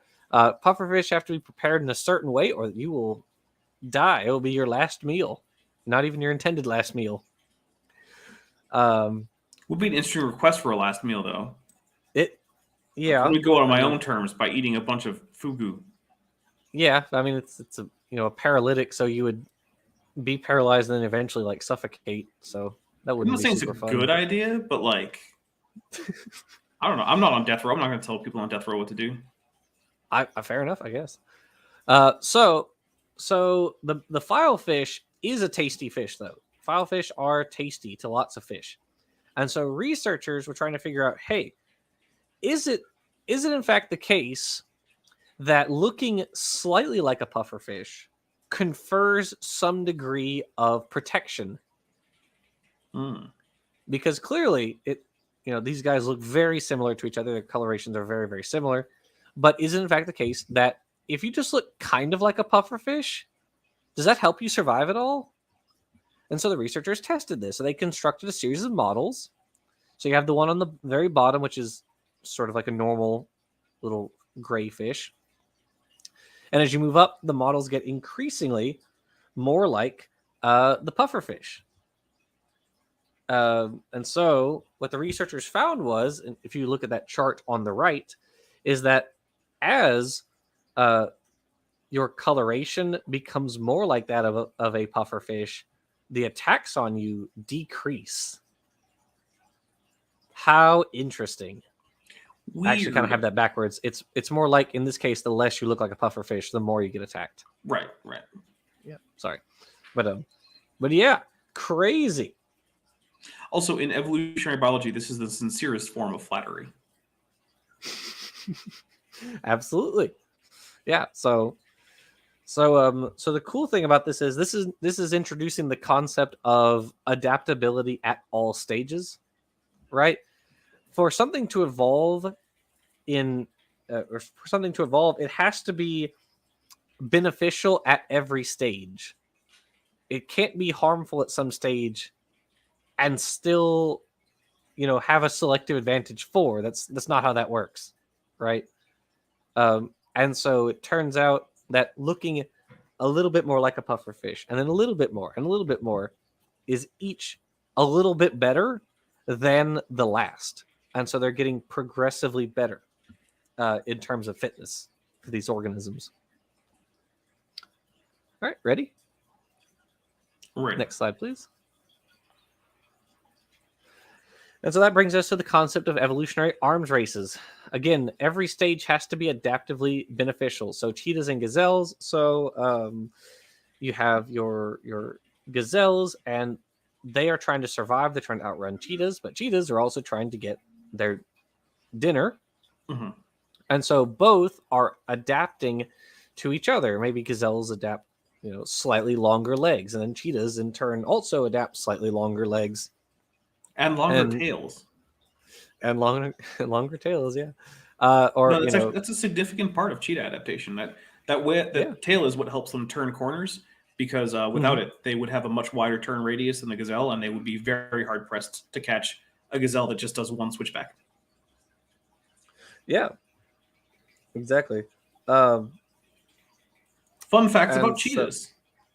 Yeah, fun fact about cheetahs. But also, gazelles may also adapt, novel strategies for predator avoidance, and maybe cheetahs adapt, novel strategies for sneaking up on gazelles, and it's just back and forth and back and forth. They're constantly trying to out-evolve the other. Not intentionally, of course. This is all unintentional. It's simply the individuals who have these variations are more likely to survive and reproduce than those who don't. And the cuckoos are a really cool example. I really like brood parasites. They're weird. Brood parasites are very strange. Odd thing to like, but okay. You what? I said odd thing to like, but okay. I mean, yeah, because brood parasites will lay their eggs in the nest of other birds and get the other birds to raise their offspring. Cuckoos do this, and their offspring end up being like way larger than the other offspring that the bird would normally have. But the bird parent, the erstwhile bird parent, just is like, well, there's a gaping mouth in my nest. That must be my baby. And so it's kind of cool how cuckoos have hijacked this, this process. Yeah, birds are kind of stupid when it comes to nesting. The default strategy that birds have kind of gone with is, if it's in the nest, it's mine. If it's not, it isn't. So like, if a baby bird falls out of a nest, if it's early enough, there's a fair chance that the parents won't recognize that happened. Or similarly with eggs, they'll go crazy if they see someone trying to take the eggs. But like, say now the eggs are gone, they're just lying around, the birds don't care. It's kind of weird thing. And also it's why you can do things like, if the parent birds are gone and you just lay a gigantic egg in their nest, they'll just come back and like, well, it's in my nest, so it's mine. Yeah. It's my nest, right? So that must be my egg. Sure, it couldn't possibly fit out of me, but those are minor details. Yeah. The cool thing is, there are birds who have adapted strategies to combat the cuckoos. So birds that nest in large groups are much better at telling which offspring are theirs. And so if a cuckoo tries to lay an egg in a nest, in one of those nests, they're like, oh no, hold on a second, this isn't my egg. But as a result, sorry, I was clearing my throat. But as a result, cuckoos, or some species, have in turn, they have evolved to have their eggs look more similar to those of the colonial birds. So there's this back and forth. Know what were you saying? Yeah, I was also going to point out that living in a group, it's easier to raise the alarm when a cuckoo shows up. Right. Exactly. Which also helps. Can I share my favorite example of an arms race? Did you know that is that? There's a plant that has acquired the ability to walk. Know that? I have not heard of this walking. Acquired the ability to walk. Yes. Do tell, Peter. Is it called treebeard? It is the banana plant. And you can check this so people who produce our bananas take that into consideration. So over their lifetime, they walk a couple of feet. And scientists have hypothesized is that they acquired this ability through the evolutionary process in order to get away from ray comfort, but that's not confirmed yet. Wow. Also, it is true that banana plants do something called walking, which is when they're harvested, they tend to send up new shoots with a directional preference, which then means that overall, like the average location of like the center of mass of the plant shifts over time. Yep.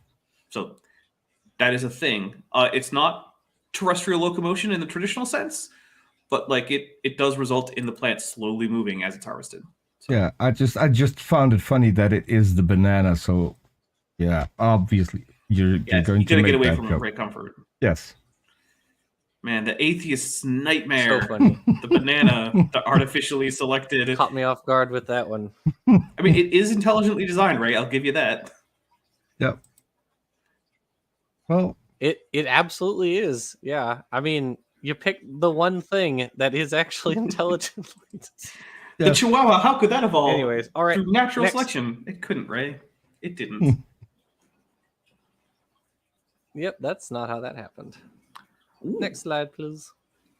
Oh, we're just skipping past all these arthropods? All right, so we have a whole bunch.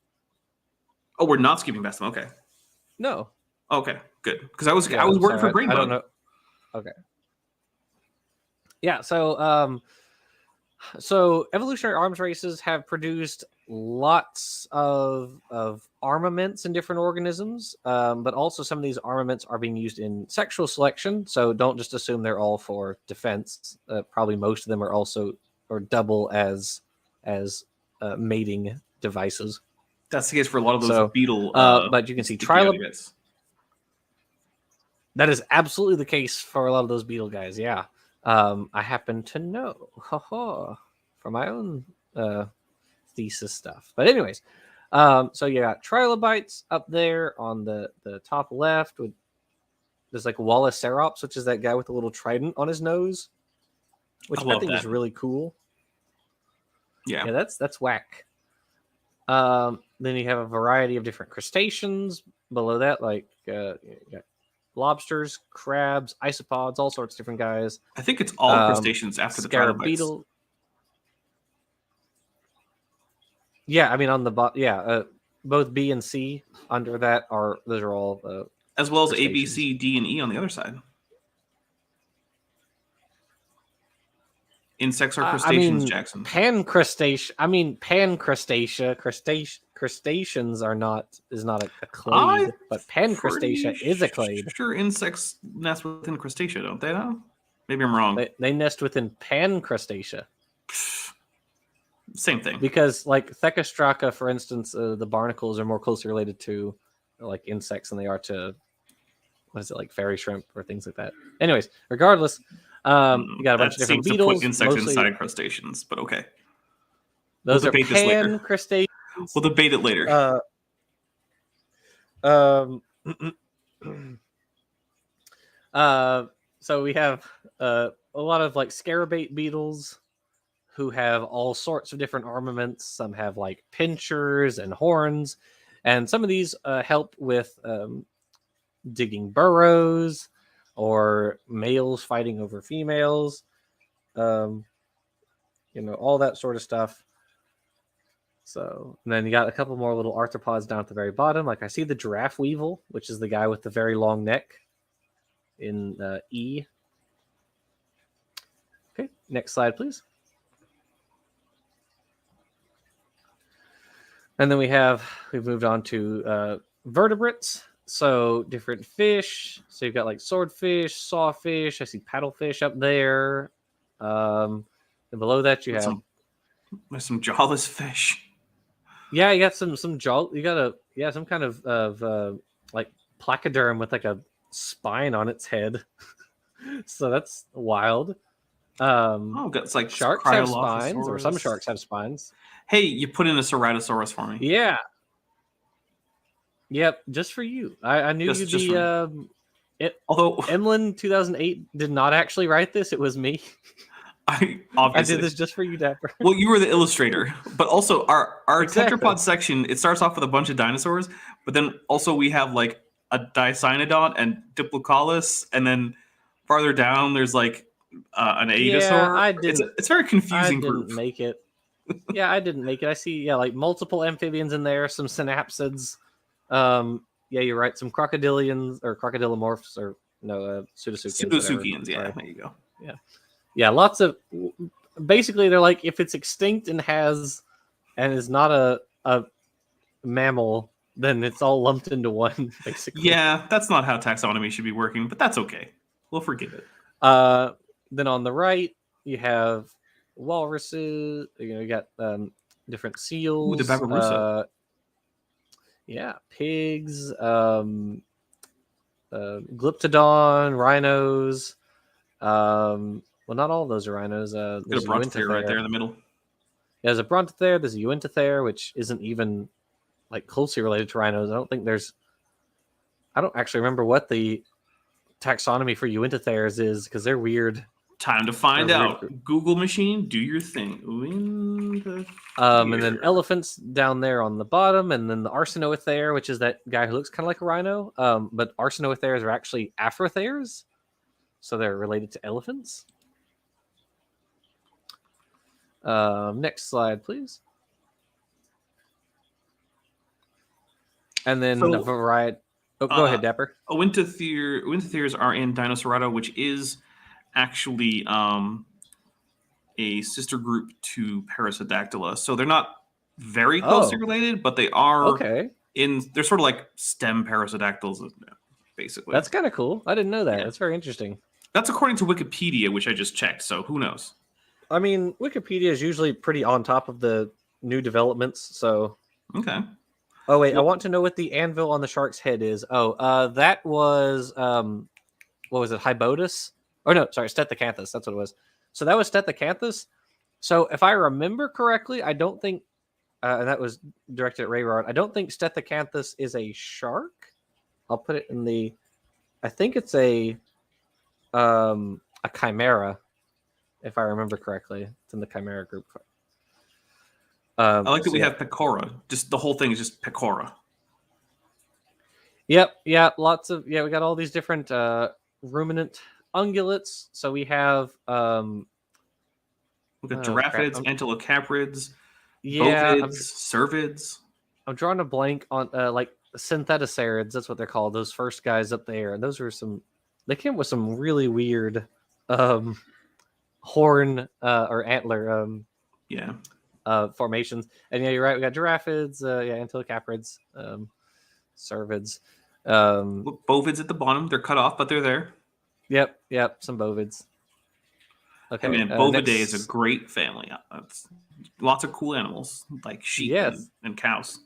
Whoa, hold on a second. Are you telling me that people tend to think of goats and sheep and cows as being in the same group? And taxonomists certainly do. Yeah. Is that what you're saying? Yes, they are in the same group. And despite the fact that Kurt Wise thinks that it's cowardly to not put Group C in either Group D or I guess Group F over with the cervids, no, they're their own thing. I have a video coming out about Kurt Wise telling me that I'm a coward for recognizing that Antilocapridae is not just either a gazelle or a deer. Yeah. Pick a taxonomic lane, you coward. No. Yeah. How dare you recognize that they group with giraffes more than they do with deer or antelope?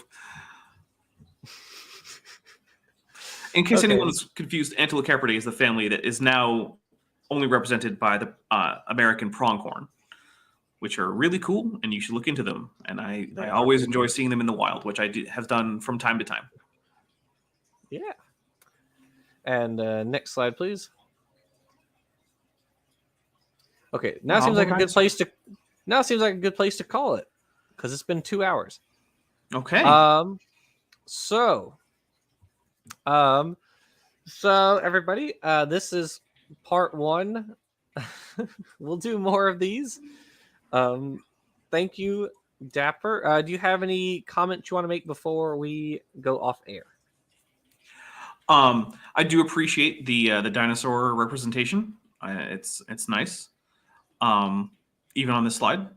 Also, I think this was a nice little intro. And hey, who knows? Maybe someone who's like studying for their like intro to biology course will find this useful. Or maybe some anti-evolutionists will take a look at this and stop doing so many straw mans, because it does get tiring when the anti-evolutionists don't have an understanding of evolution that would satisfy anyone in the field that they know what they're talking about in the first place. Yeah, it's really not that hard to just ask people who accept evolution what they think about evolution. It really isn't hard, and here you have it. Especially the people who are, reasonably well read on the topic. Don't do the Ray Comfort where you find some guy off the street who doesn't know really anything and then take that as like, oh, see, these evolutionists are just dumb. Yep, no, that's also dishonest. Although he did talk to PZ and still like tried to represent or misrepresent PZ, which is didn't he just obviously edit him? Yeah, it's kind of insane. Yeah. Like, you don't want to listen to normal people and you don't want to listen to actual PhD researchers. So, whatever. At any rate, all right. So, part 1 down. And if you guys are a fan of what you've seen from Dapper, go check out his channel. It is linked in the doobity-doo. And he's a really cool guy. Thank you. He's got some cool videos. Highly recommend. And if perchance you're seeing this sometime months after when we streamed it, because that's probably when it will happen, because I will eventually mirror this, go subscribe to Jackson's channel, which I'm intending to link. So Jackson, if at some point you come across this video on my channel as a mirror and it doesn't have a link to your channel, please feel free to yell very loudly at me. We'll just flog you. That's what I'll do. I mean, if you want to come all the way out here, then sure. Well, you said you would make me what was it, some gruel? So, yeah, if you want some gruel, Jackson, I'll make you some gruel. You'll make me the gruel, and then I'll flog you after that. Okay, all right. All right, do you think your gruel savory or sweet? Sweet, I guess. Okay, I'll put some like brown sugar in it or something like that. That sounds good. Okay, maybe some raisins. All right. All right, everybody. Thank you again to Peter for hosting as always, and thank you everyone in the audience for being here. So have a wonderful night, everybody, and we'll see you all next time. I just want to take a moment to thank all my patrons and channel members, especially those pledging $20 or above: Ben Tovand, Denny5252, Ian Chen, John Ackerman, Chris Love, Landon Knoll, Sphincter of Doom, Star Runner, and Patrick Dennis. It's because of my channel members and patrons that this channel can keep on going at the blistering pace of 2 to 3 and almost always 3 uploads per week. And because I do run this channel at a slight loss, it is very important that anyone who can afford to and really likes my content, please do consider joining the Patreon or joining the channel with the link below. Patreon link is in the description. On Patreon, you can join at a 10% discount if you join for an annual subscription. And if for some reason you can't afford it, or an annual or monthly pledge isn't for you, there are always other ways to help out the channel. There's an Amazon wishlist linked in the description. There's also a merch store full of almost everything that Teespring makes.